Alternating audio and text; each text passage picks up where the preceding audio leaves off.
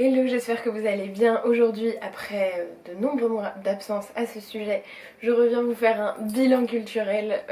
Ça fait très longtemps, mais malheureusement, je suis un peu débordée par tous les événements et j'arrive pas trop à faire ça mensuellement. Ce serait peut-être pas assez intéressant compte tenu des objets culturels que je rencontre, donc je préfère vous en faire quand c'est vraiment intéressant justement et que j'ai des choses à vous partager, ce qui est le cas aujourd'hui. Je vais commencer par la catégorie podcast. Mon objet de prédilection en ce moment, je vous en ai déjà j'ai vite fait aborder ça sur Insta et via le live YouTube la dernière fois, c'est la maternité. Je ne sais pas pourquoi je fais une obsession avec ce sujet, j'ai pas du tout envie d'avoir d'enfants pour le moment, je suis d'ailleurs vraiment en train de remettre ce désir d'enfant et de famille en question pour des raisons écologiques évidentes, bref, mais toujours est-il que le sujet me passionne et donc j'ai notamment découvert le podcast qu'a créé Léa de la chaîne Je ne suis pas jolie qui s'appelle Le Nid, sur lequel elle parle de maternité de manière décomplexée et notamment sur les choix qu'elle a fait elle en tant que maman de faire une éducation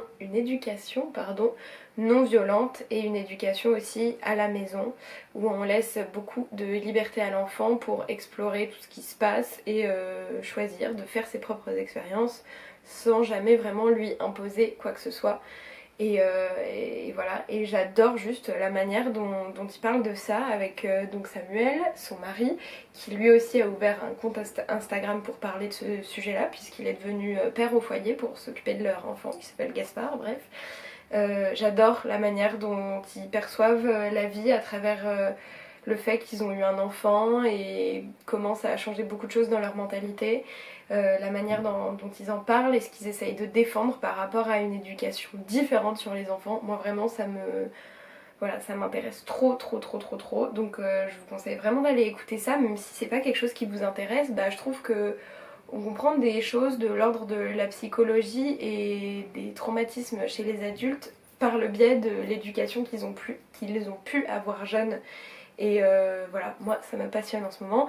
Du coup, dans la même lignée, je me suis mise à écouter Bliss Stories, qui est un autre podcast sur la maternité, où une jeune journaliste, dont je me rappelle plus le nom, rencontre des femmes au parcours de maternité différents, que ce soit en passant par la GPA, que ce soit pour des jumeaux nés trop tôt, que ce soit encore une fois une éducation non violente ou un accouchement naturel, sans péridurale. C'est plein de témoignages de femmes pareil qui expliquent comment elles ont vécu leur maternité et je trouve ça absolument génialissime de découvrir en fait ce qui se passe vraiment et c'est vrai que j'avais jamais entendu parler de ce sujet là à ce point là et je crois qu'à travers l'enfant, il y a une immense reconnexion à la vie et au corps, forcément, vu que tu fais sortir la vie par ton corps. Et c'est super beau la manière dont elle parle de l'allaitement, du lien d'amour avec l'enfant et de tout ce que ça veut dire, quoi. D'avoir des enfants, ce qui est quand même un truc énorme dans la vie et qu'il faut pas prendre à la légère. Faire des enfants, il faut pas le faire pour soi, il faut le faire en connaissance de cause, quoi. Et bref, des podcasts que j'adore et que, je sais pas, peut-être vous intéresseront aussi, donc je mets tout ça en barre d'infos. J'ai aussi découvert une boîte de podcasts un peu comme Slate qui s'appelle La Toile sur écoute, qui a été créée par une femme de 34 ans si je ne m'abuse. Cette plateforme accueille différents podcasts, j'en ai écouté deux. Le premier que j'ai écouté c'est L'Arnaque, où en fait c'est des petits épisodes de 8 minutes où cette fameuse femme raconte des épisodes de sa vie hyper drôles qui lui sont vraiment arrivés et elle le raconte avec beaucoup d'humour et de liberté. Je trouve ça frais et je trouve ça libre et je trouve ça assez chouette comme format. Ça va très très vite et puis c'est juste marrant, quoi, donc ça fait du bien. Et un deuxième format que j'ai découvert à la suite de ça, c'est le format 1, 2, 3 fiction, notamment avec la fiction Cupla. Donc là c'est une histoire, c'est un scénario complètement inventé, écrit, et donc c'est vraiment une histoire mais racontée. Et pareil, c'est super drôle, c'est beaucoup moins des sujets sérieux, mais il y a beaucoup d'humour chez cette femme-là. On lit vraiment sa personnalité à travers les formats qu'elle crée sur ce podcast. C'est drôle, c'est fin, ça raconte aussi notre époque, on va pas se mentir, sur les rapports avec les autres, avec les hommes, avec la sexualité, avec la beauté, avec les réseaux sociaux, les jobs, le chômage, la précarité, bref. des choses qui me parlent beaucoup. Donc si ça vous intéresse aussi, je vous mets en barre d'infos. Et enfin, il y a un dernier podcast que j'ai découvert tout récemment, puisqu'il n'y a que 2 épisodes qui sont sortis pour le moment. C'est un épisode Nouvelles Écoutes appelé Impatiente, où là-dedans, une jeune femme victime d'un cancer du sein raconte son parcours pour lutter contre la maladie, mais aussi sur tout ce qu'il en est autour de ça. Le deuxième épisode que j'ai écouté il y a 4 jours était sur les violences faites aux femmes atteintes de cancer par tout le corps médical qui s'occupe de la maladie et qui parfois n'a pas le tact de bien la gérer et qui considère un peu des patients comme un objet d'étude plutôt que comme des êtres humains. Bref, c'est fait avec beaucoup de sensibilité, avec aussi un vrai message d'espoir. Elle utilise des acteurs pour prendre le rôle de gens qui ont traversé son parcours dans la maladie et c'est très touchant, c'est très beau et c'est une nouvelle manière de lire la maladie et encore une fois ça nous informe sur des sujets sur lesquels on n'est pas forcément familier, ce qui n'était pas vraiment mon cas il y a encore récemment. Donc aussi une très bonne recommandation de podcast. Comme vous le savez, je suis partie à Cannes, donc j'ai vu beaucoup de choses et j'en ai beaucoup parlé sur le podcast dont je fais partie, Radio Popcorn. Je vous ai bien bassiné avec ça, mais j'avais envie quand même de revenir sur quelques films que j'ai vus récemment parce que c'est quelque chose que j'adore et je crois que ça vous plaît aussi quand je parle de ça. Donc allons-y gaiement tout de suite avec le film Parasite de Bong Joon-ho qui a eu la Palme d'Or à Cannes et que je ne peux que vous recommander parce que vraiment je ne vois pas qui peut passer à côté de ce film. Il plaira, j'en suis absolument certaine, à tout le monde. Que ce soit ton grand-père, ton père, ton frère, ta soeur, ta tante, ta marraine, ta camarade de classe ou même la fille que tu détestes en classe. Tout le monde peut être sensible à cette histoire absolument délirante. En fait c'est très dur de faire un pitch sans spoiler l'histoire, alors je vous invite vraiment à découvrir ça par vous-même, mais pour être brève, c'est un film coréen qui parle en second plan des différences de richesse qu'il existe dans le pays, mais qui surtout mêle beaucoup de drame et d'humour pour traduire une histoire complètement rocambolesque entre 3 différentes familles. Voilà, dans une maison absolument sublimissime d'un grand architecte en Corée et les personnages sont juste incroyables, les plans et l'image sont délirants à chaque fois, tout est vraiment parfait et en fait il n'y a pas un seul moment où tu t'ennuies dans ce film, tu vis des émotions à 1000% tout le temps et c'est vraiment un grand film de cinéma pour ça parce que tu passes du rire aux larmes à la peur en non-stop et voilà, et c'est les montagnes russes tout le temps et il y a des détails et de la précision et de la justesse partout, donc vraiment allez voir Parasite, même si ça vous donnait pas envie de prime abord, foncez voir ce film. J'ai vu très récemment, enfin il y a 2 semaines même pas, un film sorti très récemment aussi, qui est un très joli film qui se passe entre l'Alsace et la Chine. 2 expatriés qui forment un couple à l'étranger. Au début on suit leur jolie histoire d'amour, c'est traité avec beaucoup de justesse, de finesse, c'est un petit peu décalé. L'homme du couple a une maladie. Il est rapatrié en France et la maladie le fait tomber dans un coma. Et donc c'est comment ça va se passer après ce coma-là pour ce couple, pour l'entourage, mais surtout pour ce couple. Et il y a beaucoup d'attention qui est portée au langage, au fonctionnement du cerveau, à la barrière qu'il peut y avoir dans la langue, mais pas que ce soit que la langue de l'anglais au français, mais juste même dans chacun de nos langages en fait, même dans un couple. Parfois il y a des problèmes de compréhension parce qu'on parle pas la même langue, tout simplement parce que voilà, on n'a pas le même background, pas la même éducation et pas la même sensibilité. Et j'ai trouvé ce traitement-là de ces 2 langages-là et aussi de réapprendre le langage une fois le coma passé, désolée pour le petit spoil, hyper intéressant, hyper subtil, hyper doux. Il y a aussi une très belle photographie, notamment parce qu'il y a des plans très macro de sang liés à tout l'environnement hospitalier vu qu'on passe par la maladie et par le coma.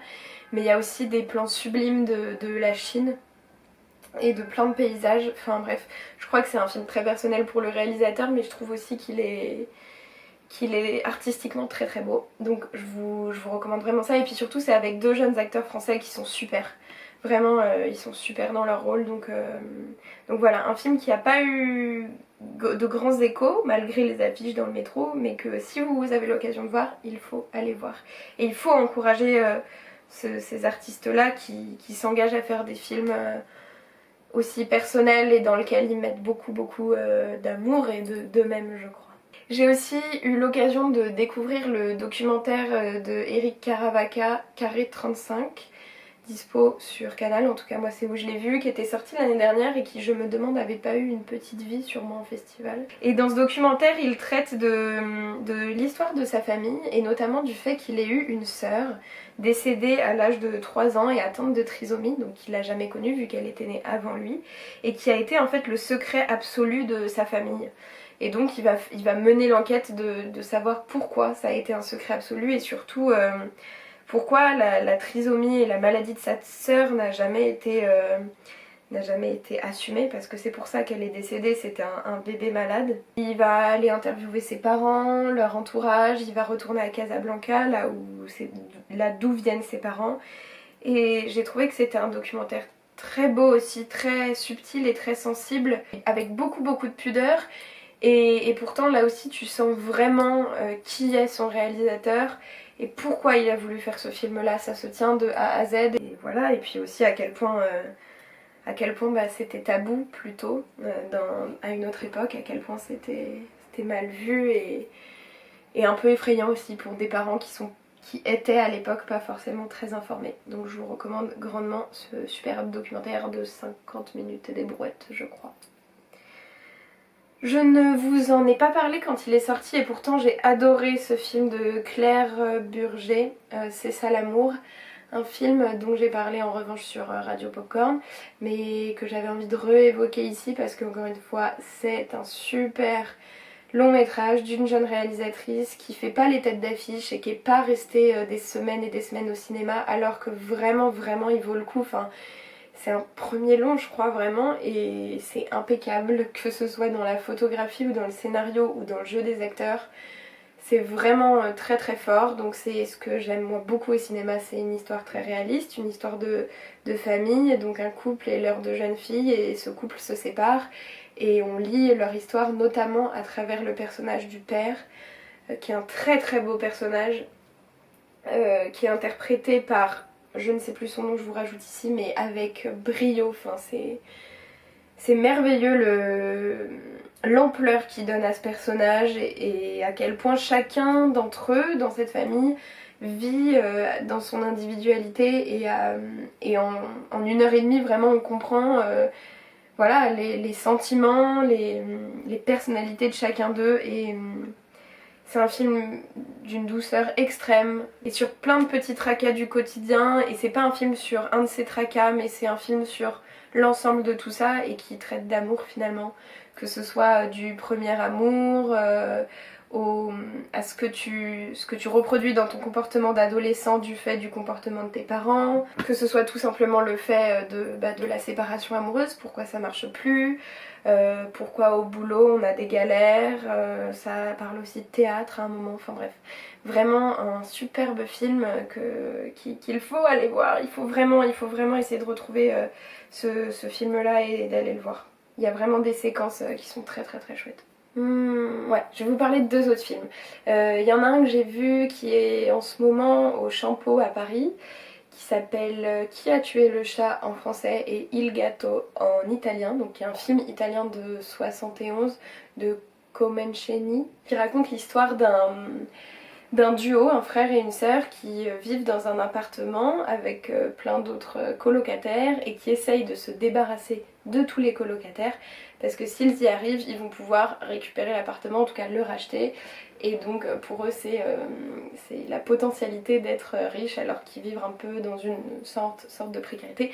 Donc en fait c'est très drôle parce que au début en tout cas c'est très drôle parce qu'ils essayent de se débarrasser petit à petit de chacun de leurs colocataires. Enfin ils vivent pas dans le même appartement comme ça, ils vivent dans le même immeuble quoi. Et il y a notamment le prêtre, il y a plein de petits personnages et Et après on va voir qu'il y a un thriller qui va naître là-dedans, mais c'est à mourir de rire tout le long, c'est plein de subtilités, c'est vraiment l'Italie comme on l'adore, et puis surtout c'est beau quoi de voir cette caméra qui glisse à travers cet immeuble en fait. Moi j'ai vraiment un truc pour l'architecture et là c'est trop beau de passer par les fenêtres et les portes et de voir chez les uns, chez les autres. Il y a aussi un peu cette idée de voyeurisme à travers la fenêtre qui moi me plaît particulièrement. Il y a beaucoup de folie, de légèreté dans ce film là qui est très très beau et puis surtout c'est à mourir de rire, on s'attend pas à l'histoire de fin et il y a plein de petits rebondissements et c'était génial. J'ai adoré ce film là, donc si vous avez l'occasion encore une fois soit de le voir au cinéma dans des cinémas indépendants, soit en louant des DVD, bah n'hésitez pas parce que vraiment trop beau. Un autre film que j'ai pu voir aussi récemment à la Filmothèque à Paris, c'est La messe est finie de Nanni Moretti.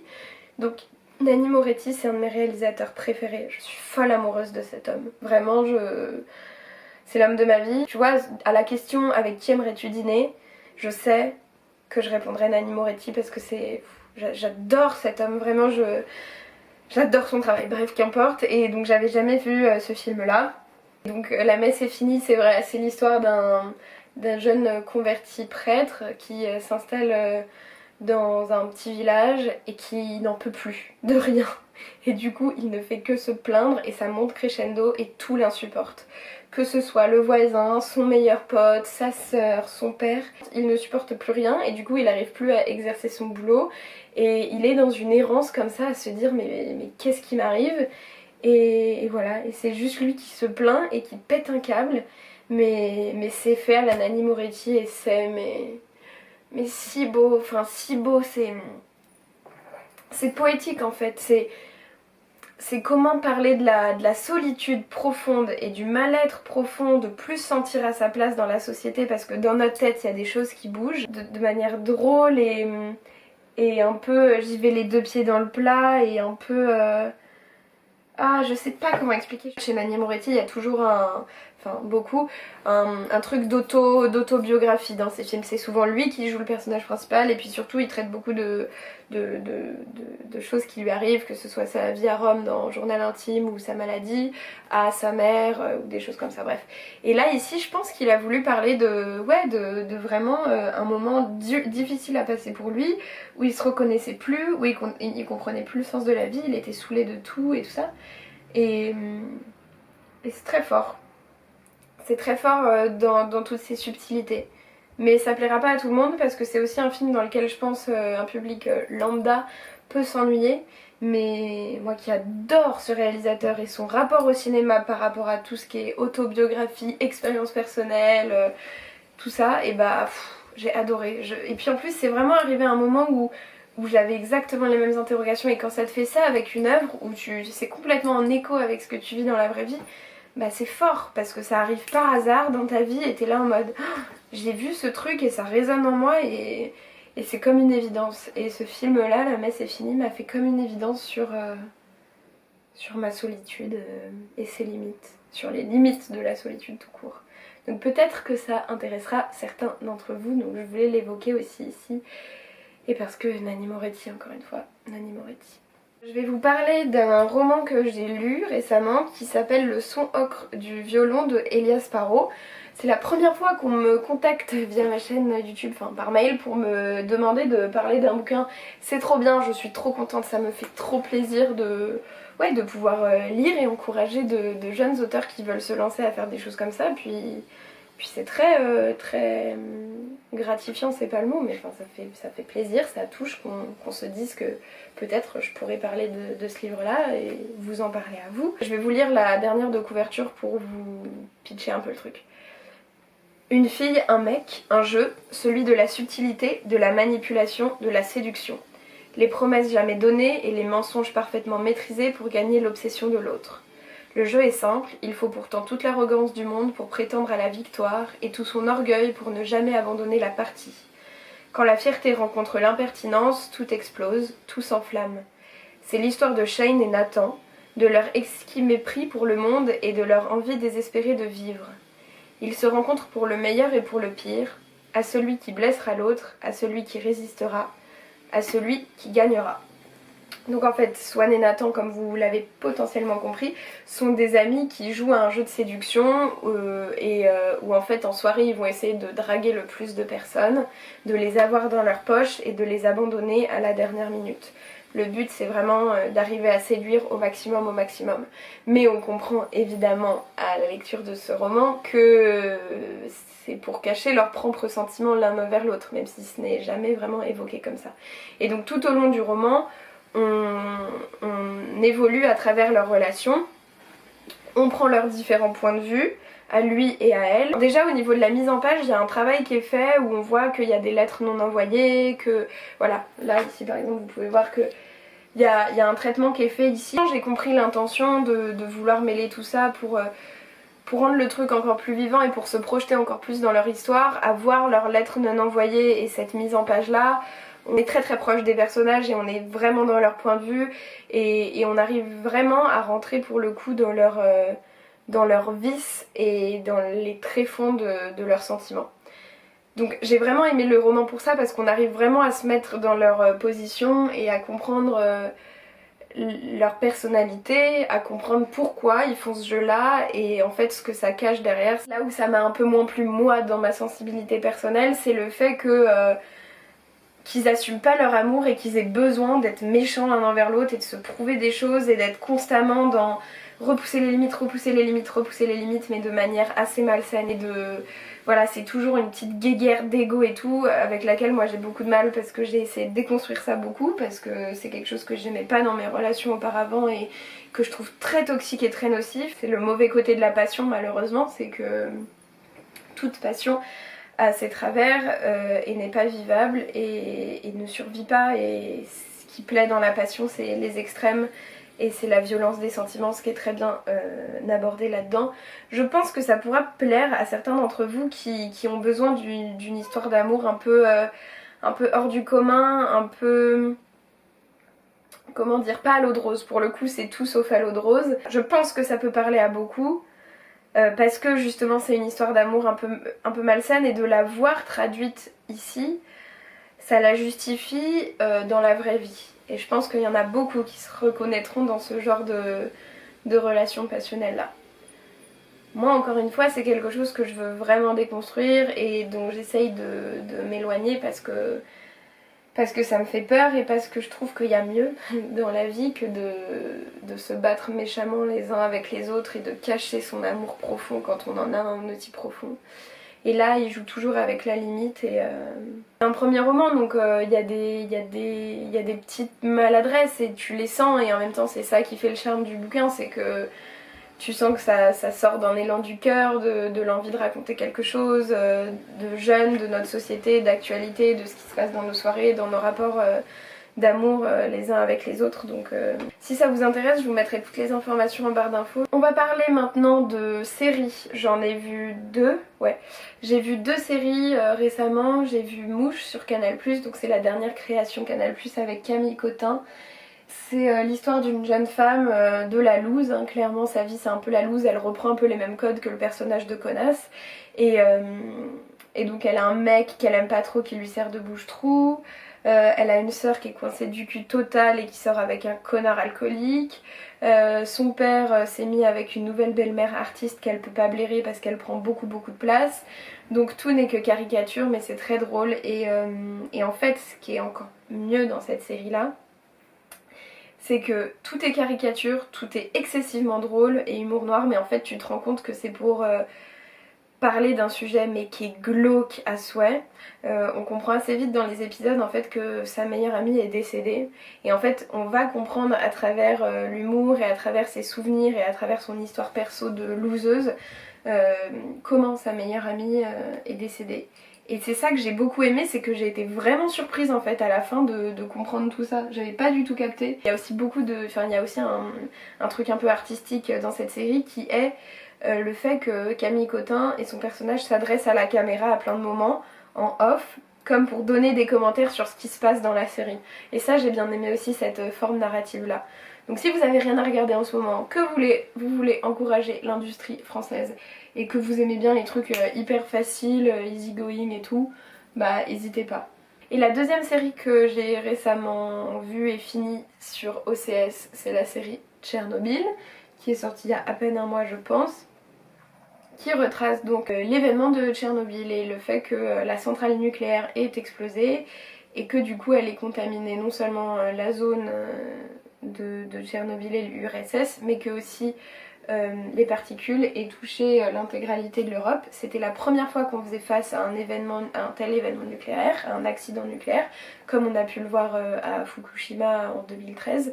Et donc à travers ces 5 épisodes de 1 heure à 1 heure et demie, on comprend les enjeux de l'incident nucléaire, ce que ça donne après en termes de drame en fait, et puis surtout ce que ça donne avant, c'est-à-dire comment est né l'incident nucléaire, comment ça s'est passé, et on comprend aussi à travers ces épisodes comment l'URSS a voulu cacher pendant un petit moment ce qui s'était réellement passé, et comment les scientifiques se sont battus pour prouver que c'était bien de l'ordre d'une faute du gouvernement qui voulait faire des économies et que ça a eu des répercussions absolument dramatiques puisque plus de 400 000 personnes sont décédées du fait de ces événements, même si on n'arrive pas à le prouver. En tout cas, ce qui est certain, c'est que du fait du nucléaire, on a vu vraiment un pic de cancer, de morts avant l'âge de 30 ans et de problèmes gravissimes chez les fœtus et chez les nouveau-nés. Si comme moi vous n'étiez pas du tout informé sur cet événement et si surtout vous y comprenez rien au nucléaire et à ses enjeux, c'est une super série parce que vraiment elle... c'est pas de la simplification qu'elle fait, c'est de la scientifique.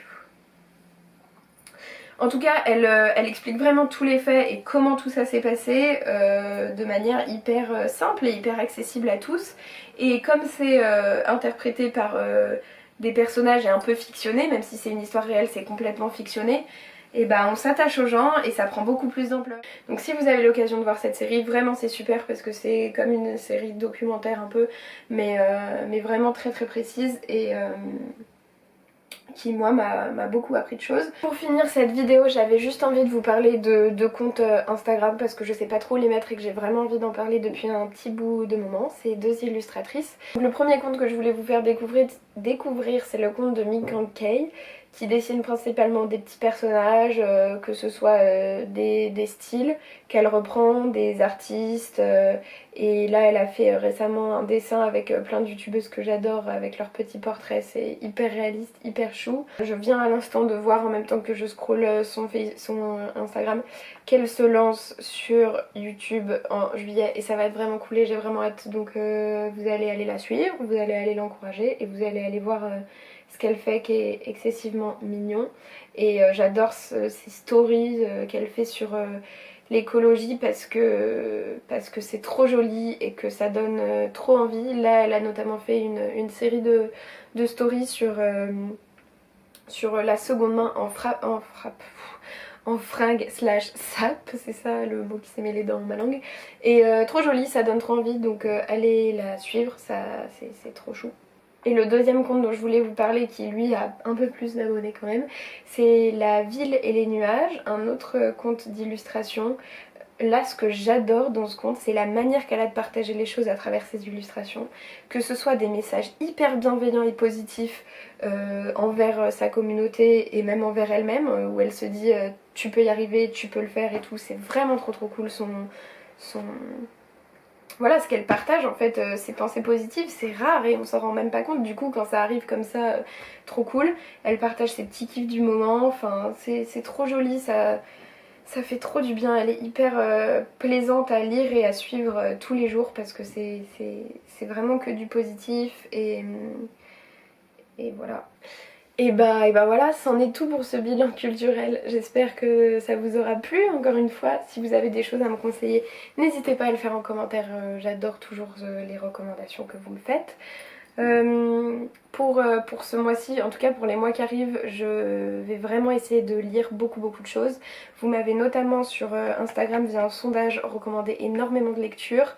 Je voulais vous partager ça en story en fait d'Instagram, mais il y a eu tellement de choses en fait que je vais faire un docu-drive je pense, ou je sais pas comment je peux me démerder pour faire un document accessible pour tout le monde.